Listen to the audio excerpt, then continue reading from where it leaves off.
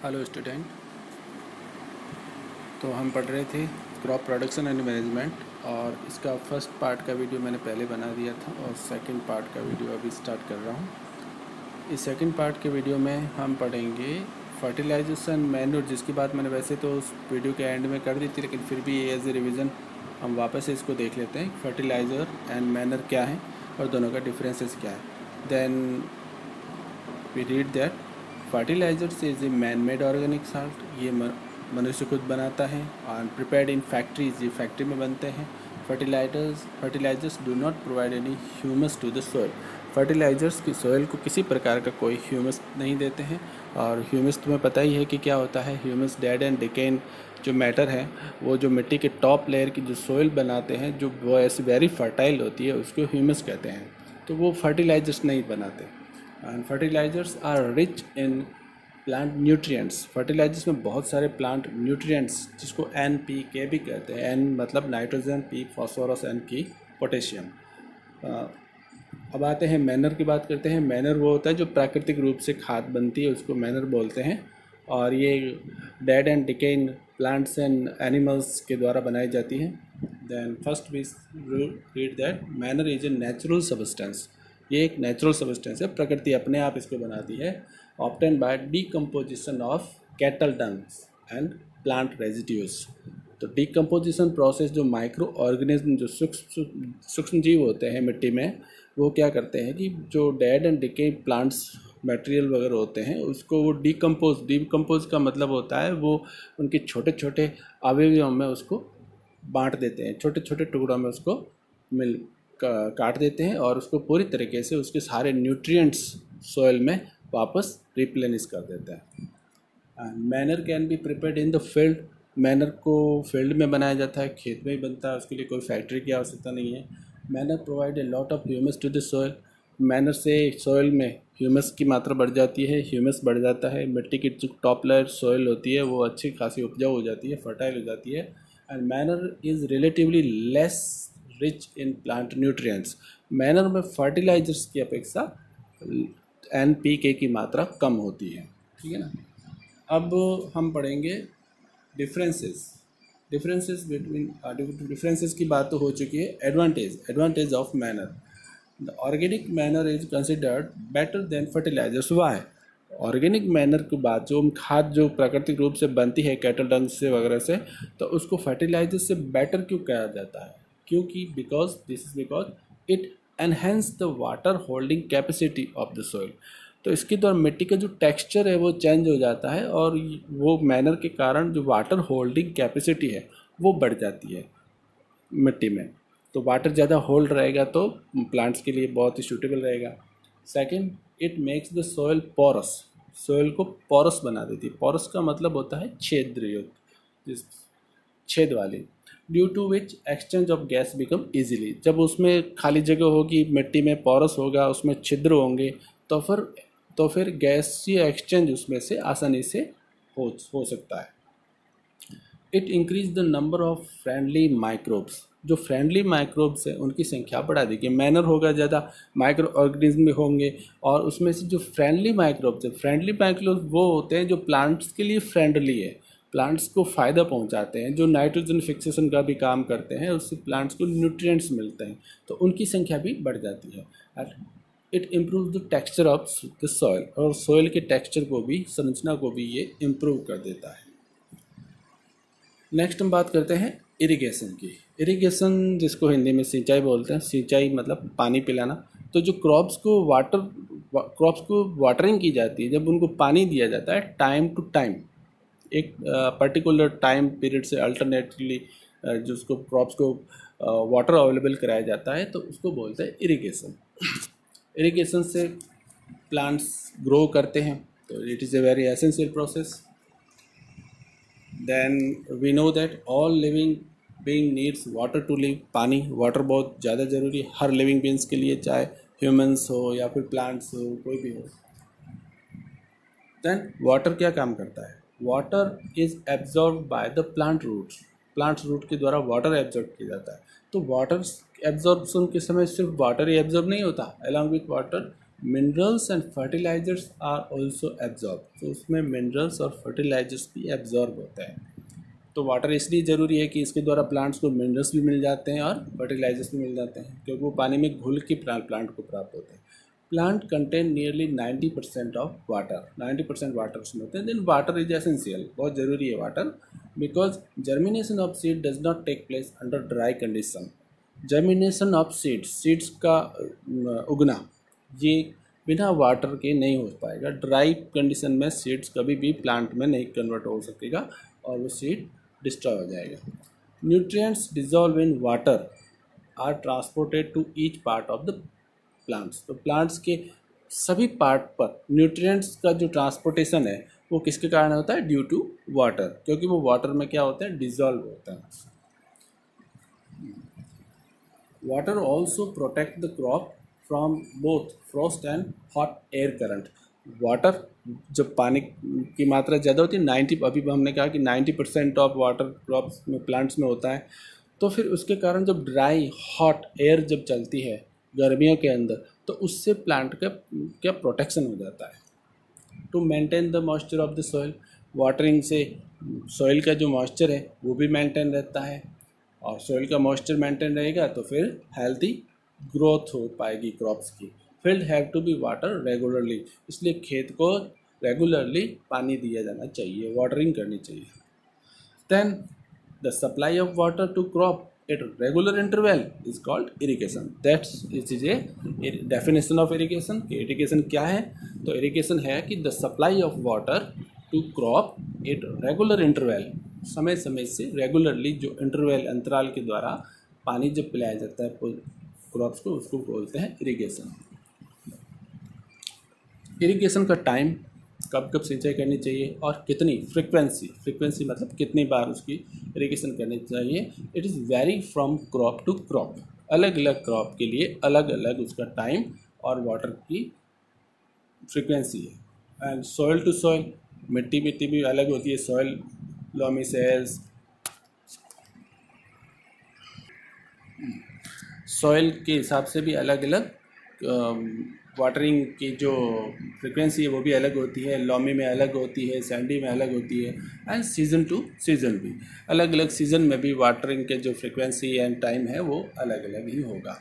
In summer, गर्मियों के अंदर हम जानते हैं कि गर्मियों में गर्मी ज़्यादा पड़ती है समर में, तो then frequency of watering is higher, water की फ्रिक्वेंसी हायर होगी, ज़्यादा मात्रा में उसको पानी देना पड़ेगा।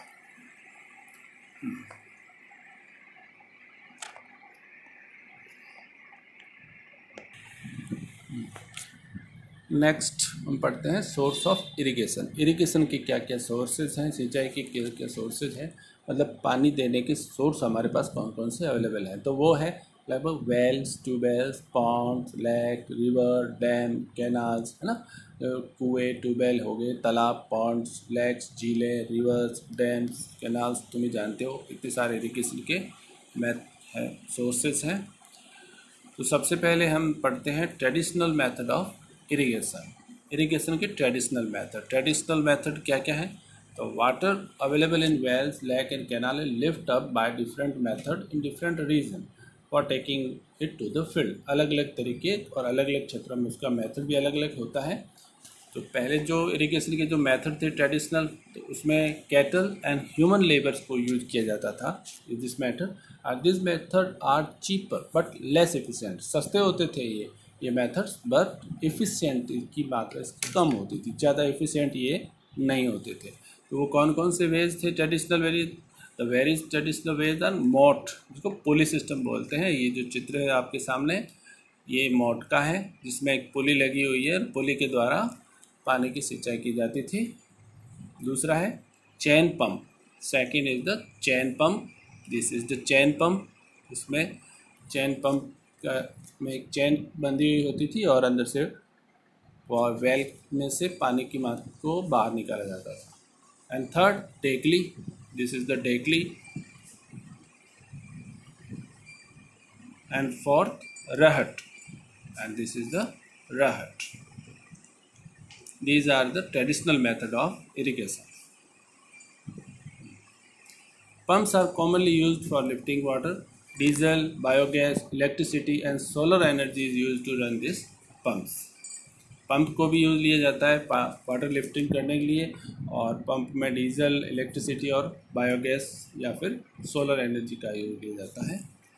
नेक्स्ट हम पढ़ेंगे modern method of irrigation. Irrigation का आजकल का आधुनिक मेथड्स जो है, मॉडर्न मेथड्स, वो क्या क्या है। तो modern method of irrigation help us to use water economically.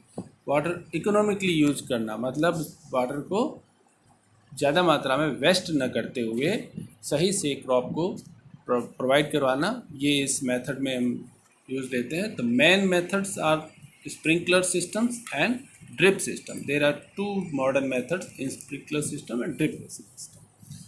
आजकल ज़्यादा मात्रा में जो मेथड यूज़ लिया जाता है वो है स्प्रिंकलर सिस्टम, और स्प्रिंकलर सिस्टम जिसको फव्वारा तकनीक भी बोलते हैं। फव्वारों के द्वारा क्रॉप्स को, फसल को पानी की पहुंचाया जाता है। This method is more useful. ये ज़्यादा यूज़फुल है क्योंकि इसमें पानी को फव्वारों के द्वारा, जैसे बारिश हो रही हो उस तरीके से पूरे खेत में वाटरिंग की जाती है। और ये कब यूज़फुल है, जब लैंड अनइवन हो। This math system is more useful on the uneven land. Uneven land का मतलब है कि असमतल ज़मीन है, कहीं पे ऊपर होगी, कहीं नीचे होगी। तो इस स्थिति में हम ट्रेडिशनल मेथड्स के द्वारा इरिगेशन नहीं कर सकते, क्योंकि ट्रेडिशनल मेथड्स के इरिगेशन के लिए फील्ड को लेवलिंग में होना आवश्यक है, ज़रूरी है। बट जब फील्ड लेवलिंग में नहीं हो, कहीं पे ऊपर हो, कहीं नीचे हो, तो उस समय ये स्प्रिंकलर सिस्टम बहुत यूज़फुल होता है।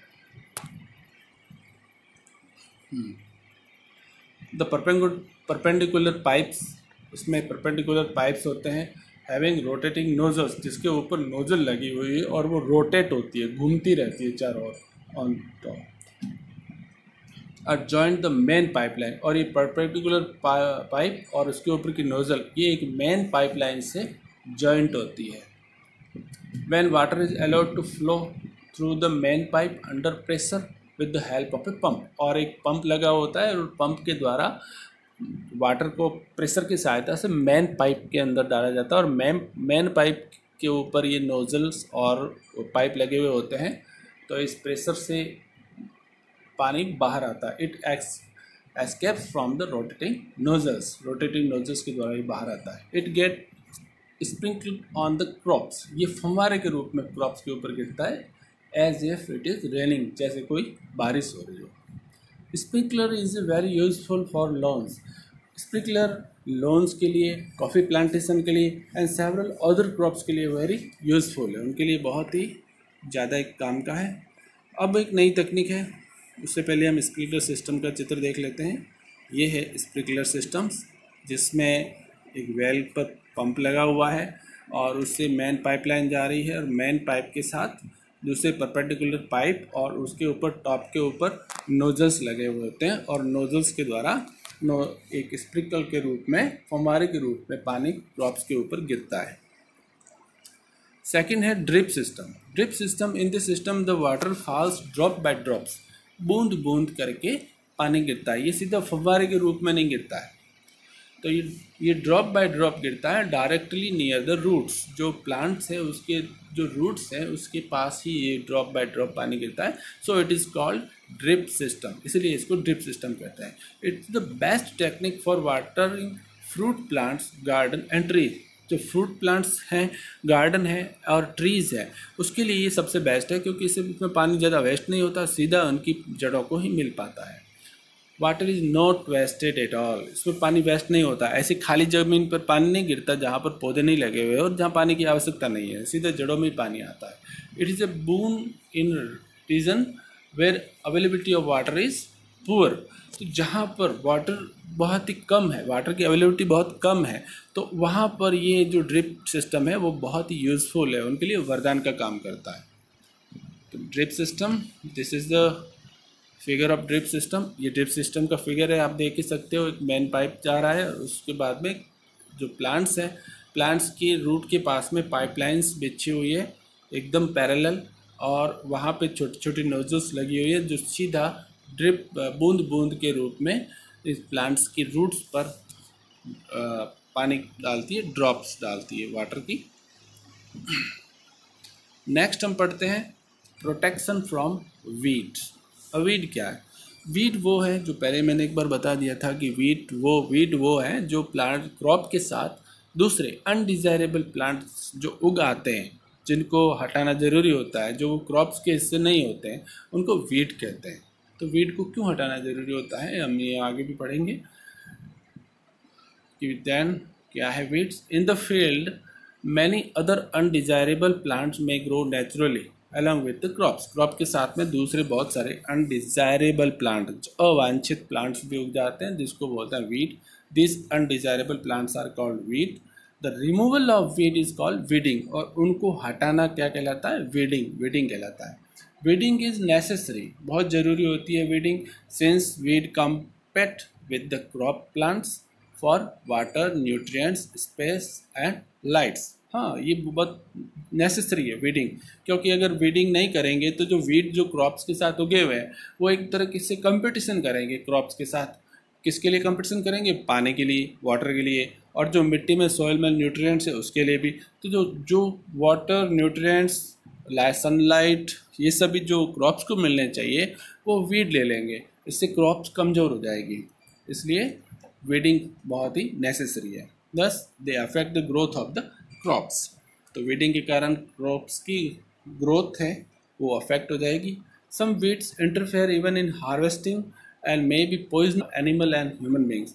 और कुछ वीड वो होते हैं जो हार्वेस्टिंग के समय इंटरफेयर करते हैं, और जब हार्वेस्टिंग, जब फसल की कटाई होती है, साथ में आ जाते हैं, और वो वीड्स कुछ पॉइजनस होते हैं, जहरीले होते हैं, कुछ जंतुओं के लिए भी और ह्यूमंस के लिए भी। इसलिए भी इस वीडिंग इज वेरी नेसेसरी, और जो वीड्स को हटाया जाना आवश्यक है। इसके लिए क्या करना चाहिए, उसकी क्या मेथड है, तो वो हम पढ़ेंगे। फार्मर एडॉप्ट मैनी वेज, अलग बहुत सारे तरीके फार्मर एडॉप्ट करते हैं to remove weeds and control their growth. सबसे पहला तो टिलिंग हम जानते ही है। टिलिंग सबसे पहले हमने इसको पढ़ा था प्रिपरेशन ऑफ द सॉइल में। टिलिंग में क्या करते हैं कि मिट्टी को उलट पुलट करते हैं। तो मिट्टी को उलट पुलट करते हैं तो उस प्रोसेस में जो वीड ग्रोथ हो रहे होते हैं उस समय फील्ड पर, तो वो भी हट जाते हैं। तो before sowing of crops help in uprooting and killing of weeds. तो वीड्स मर जाते हैं और वो जड़ से उखड़ जाता है। विच में देन ड्राई अप, वो सूख जाते हैं, and get mixed with the soil, और मिट्टी में वो मिक्स हो जाते हैं। मिक्स हो जाएंगे तो ह्यूमस बन जाएगा। The best time for the removal of weed is before they produce flower and seed. सबसे अच्छा बेस्ट टाइम कब है वीड्स को हटाने का? वो तब है जब फ्लावर एंड सीड्स आ रहे होते हैं प्लांट्स पर। उस समय जितने भी वीडिंग हैं उस फील्ड में सारी वीड्स हटा देने चाहिए। The manual removal includes physical removal of weeds by uprooting और कटिंग दैम। इसको फिजिकल रिमूवल से भी हटाए जा सकते हैं। उसको सीधा ही उखेड़ दो वीड्स को, और उसको काट दो ज़मीन से close to the ground time to time, जिसे हम करते भी हैं, खेतों में किसान करता है उसको। This is done with the help of खुरपी। इसके लिए एक टूल काम में आता है जिसको कहते हैं खुरपी। खुरपी की सहायता से किसान कुछ मजदूरों को लेकर या अपने परिवार के सदस्यों को लेकर फसल में जितने भी जो वीड्स हैं, जो अनडिजायरेबल प्लांट्स हैं, उसको हटा देता है। एंड ए सीड ड्रिल, और एक सीड ड्रिल भी यूज ली जा सकती है, ऑल्सो अप्रूव्स वीड्स को उखाड़ने के लिए। Next, weeds are also control by using certain chemicals के द्वारा भी वो कंट्रोल किए जाते हैं। केमिकल का छिड़काव किया जाता है जिसको कहते हैं वेडिसाइड लाइक 2,4-D। 2,4-D एक वेडिसाइड का नाम है, और ये वेडिसाइड एक केमिकल होता है जिसका स्प्रे किया जाता है। These are spread in the field to kill the weeds को मारने के लिए उसका स्प्रे करते हैं। और ये जो केमिकल हैं ये क्रॉप्स को किसी प्रकार का नुकसान नहीं पहुंचाते। They do not damage the crops. The weedicides are diluted with water. Weedicides को पानी मिलाया जाता है उसमें, जिससे वो डाइल्यूटेड हो जाते हैं टू द एक्सटेंट रिक्वायर्ड, जिससे अधिक मात्रा में वो जिसकी ज़रूरत है वो पूरी की जा सके। And spread in the field with the sprayer, और फव्वारों में डाल के फव्वारों की सहायता से उसको फील्ड में स्प्रे कर दिया जाता है। ये जो फिगर है ये उस वेडिसाइड को हटाने के लिए स्प्रे कर रहा है तो किसान। स्प्रेइंग मेडिसिन्स, किसान ने फार्मर ने अपने बैग पे पीठ पे एक यंत्र लगाया रखा है जिसमें केमिकल डाल के फव्वारे से वो स्प्रे कर रहा है। ठीक है, अब आगे हम पढ़ते हैं। एज ऑलरेडी मेंशन, पहले ही मेंशन कर चुके हैं कि the weedicide are spread during the vegetative growth of weeds before flowering and seed formation, है ना। वेडिसाइड को कब स्प्रे करना है? जब उसमें फ्लावरिंग और सीड बने, उससे पहले, क्योंकि फ्लावर और सीड बन गए उसके बाद में हम उसका वेडिसाइड्स का जब स्प्रे करेंगे तो उसका कोई इफेक्ट नहीं रहेगा, क्योंकि फ्लावर और सीड तो बन गए और वो फिर क्या होगा, पौधा तो मर जाएगा लेकिन उसके सीड फार्म में रहेंगे और वो सीड नेक्स्ट जब सीज़न आएगी तो वापस नए वीड्स बनेंगे। इसलिए उनमें जो वीड्स में फ्लावरिंग और वीड्स में सीड बनने से पहले ही उसमें उस वेडिसाइड्स का स्प्रे कर लेना चाहिए। स्प्रेइंग ऑफ वेडिसाइड्स में affect the health of farmer. ये केमिकल होते हैं बिल्कुल, और केमिकल के द्वारा केमिकल बहुत हार्मफुल होते हैं और ये जो फार्मर की हेल्थ को भी अफेक्ट करता है। So they should use the chemical very carefully. इन केमिकलों का यूज़ वेरी केयरफुली करना चाहिए। जो फार्मर्स टेक्निक अपनाते हैं, वेडिसाइड को जब स्प्रे कर रहे होते हैं तो मुंह पे एक क्लॉथ से बांध देते हैं, कवर कर देते हैं। They should cover their nose and mouth with the piece of cloth during spraying of these chemical. Next हमारा प्रोसेस है हार्वेस्टिंग। हार्वेस्टिंग कटाई, फसल तैयार हो गई, अब उसको काटना है। Then harvesting of a crop is an important task. ये एक इम्पोर्टेंट टास्क है। The cutting of crops after it is mature it's called harvesting. जब क्रॉप मैच्योर हो जाती है उसके बाद में उसको काटना हार्वेस्टिंग कहलाता है। In harvesting, crops are pulled out or cut close to the ground. Crops को पुल्ड आउट कर लिया जाता है या फिर ग्राउंड के क्लोज से उसको काट लिया जाता है। It usually takes 3 to 4 months for a cereal crop to mature. 3 से 4 महीने लगते हैं किसी भी क्रॉप को मैच्योर होने में। Harvesting in our country is either done manually by sickle और by a machine called harvester. एक सिकल जिसका फिगर हम देख रहे हैं, जिसको हंसिया भी बुलाते हैं, और इस हंसिया के द्वारा भी हार्वेस्टिंग की जाती है, काटते हैं फार्मर्स अपनी फसल को। और दूसरा आजकल मशीन आती है जिसको बोलते हैं हार्वेस्टर, हार्वेस्टर के द्वारा भी काटते हैं। In the harvested crop the grain seed need to be separated. जब हार्वेस्ट हो गई क्रॉप की कटाई हो गई, अब क्या करना है? अब the grain seeds need to be separated. Grain seeds को अलग करने की ज़रूरत है, ग्रेन सीड को सेपरेट करने की ज़रूरत है। और सेपरेटेड फ्रॉम द चाफ, उसके चाफ से, उसका जो भूसा है उससे अलग करना दानों को। जब ग्रेन को सीड्स को उसके चाफ से सेपरेट करना, this process is called threshing. Threshing क्या है? वर्ड आया थ्रेसिंग। तो थ्रेसिंग थ्रेसर की सहायता से करते हैं। आज मशीनों में थ्रेसर लगे हुए होते हैं, उनकी सहायता से जो बीज है, ग्रेन्स हैं, सीड्स हैं, उसको अलग कर दिया जाता है उसके भूसे से, उसके चाफ से। This is carried out with the help of machine, और उस मशीन का नाम है कंबाइन। वो combine which is in fact A harvester, और वो एक हार्वेस्टर है एज वेल एज थ्रेसर जो काटने का भी काम करता है। ये कंबाइन मशीन का चित्र आपके सामने है जिसमें फसल की कटाई भी हो रही है और ग्रेन और सीड्स को अलग किया जाता है उसके चाफ से। इस मशीन को कहते हैं कंबाइन।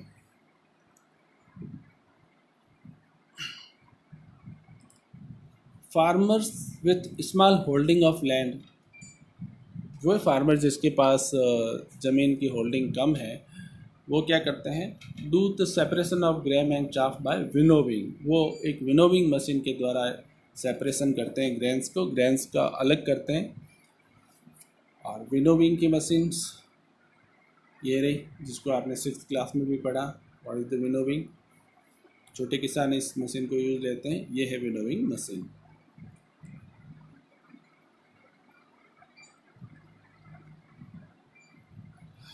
यहाँ पे कुछ हार्वेस्ट फेस्टिवल्स दिए रखे हैं।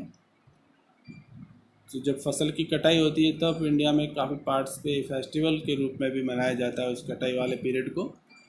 3 to 4 months के हार्ड वर्क के बाद में there come the day to harvest, तो कटाई हो जाती है। तो sight of golden field of stemming crops, cattle and grains fill the hearts of farmer with joy and sense of well-being. खुश हो जाते हैं फसल farmers.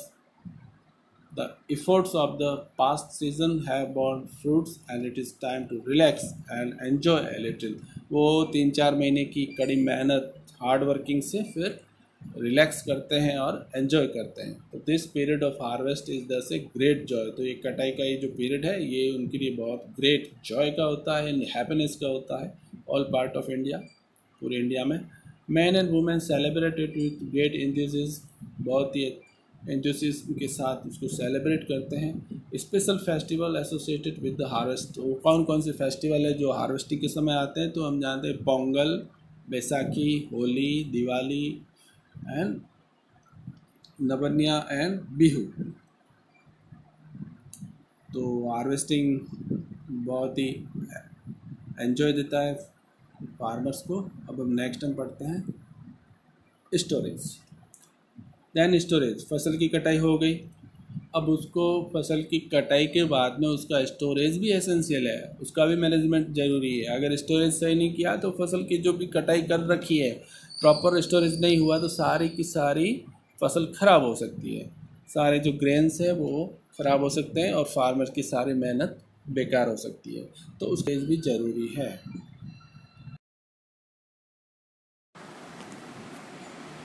Storage of produce is very important task. Storage proper way से नहीं करेंगे तो सारे ग्रेन्स हैं वो ख़राब हो सकते हैं. और हार्वेस्टेड ग्रेन है उसको एक लंबे समय तक रखना भी पड़ता है. Harvested grains are to be kept for longer time.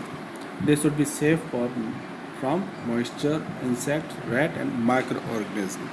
जब अनाज को गोदामों में रखा जाता है तो उनको सेफ रखना पड़ता है, काफ़ी टाइम तक उनको बचाए रखना पड़ता है मॉइस्चर से, नमी से, इंसेक्ट, कीड़े वगैरह लग जाते हैं, रैट्स से एंड माइक्रो ऑर्गेनिज्म और सूक्ष्म जीवों से भी बचाने की ज़रूरत होती है. तो harvested grains have more moistures, उसमें बहुत ज़्यादा मॉइस्चर होते हैं. नई नई फसल की कटाई हो रखी है तो उसको मॉइस्चर फ्री करना पड़ता है. If freshly harvested grain are stored without drying, अगर उसको बिना ड्राई किए गए उन हार्वेस्टेड ग्रेन्स को रख दिए तो दे मे गेट स्पॉइल्ड, वो ख़राब हो सकते हैं और attacked by organism making them unfit for use और फॉर जर्मिनेशंस, और वो जर्मिनेशन के लिए अनफिट हो सकते हैं, वो ख़राब हो सकते हैं. हैंस बिफोर स्टोरिंग देम, उसको स्टोर करने से पहले the grain are properly dried in the sun to reduce the moisture in them. उसको धूप में उसको सुखा दिया जाए ताकि उसमें से उसकी नमी, मॉइस्चर निकल जाए. This prevent the attack of insect, paste, bacteria and fungi.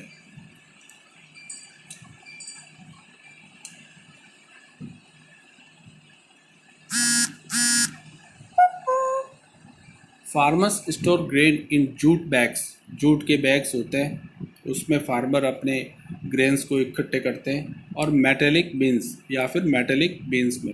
However large scale storage of grain is done in सिलॉस and granaries. तो बड़ी मात्रा में लार्ज स्केल जो स्टोरेज है, बड़े बड़े गोदाम, तो जहाँ पर ग्रेन्स को इकट्ठा करना पड़ता है तो उसको सिलॉस बोलते हैं. सिलॉस या ग्रेनरी, सिलॉस और ग्रेनरीज में उनको इकट्ठा करते हैं. तो हम अपने आज दोनों के चित्र देखते हैं. ये जो ऊपर का फिगर है ये सिलॉस का है फॉर स्टोरेज ऑफ ग्रेन्स. इसमें ग्रेन स्टोरेज है, स्टोरेज लार्ज स्केल पर इन पर स्टोर किया जाता है. और ये है granaries, storage of grain in Channi bags and granaries. यहाँ पे बैग्स में इसको गोदाम में इकट्ठा किया जाता है. सिंपल भाषा में इसको गोदाम कहते हैं. दूसरा, dry neems leaves are used for storing food grains at home. घर पे अगर अनाज को इकट्ठा करना है, स्टोरेज करना है तो फिर नीम की सूखी पत्तियों के भी यूज़ लिए जाते हैं. ड्राइड नीम लीव्स भी यूज़ ली जा सकती है for storing large quantity of grain in bags, godowns. Specific chemical treatment are required to protect them from pest and micro organism. और कुछ कीड़े और माइक्रो ऑर्गेनिज्म लग जाते हैं तो उसके लिए स्पेसिफिक केमिकल ट्रीटमेंट की भी रिक्वायरमेंट होती है, ज़रूरत होती है, केमिकल भी छिड़कना पड़ता है उसको.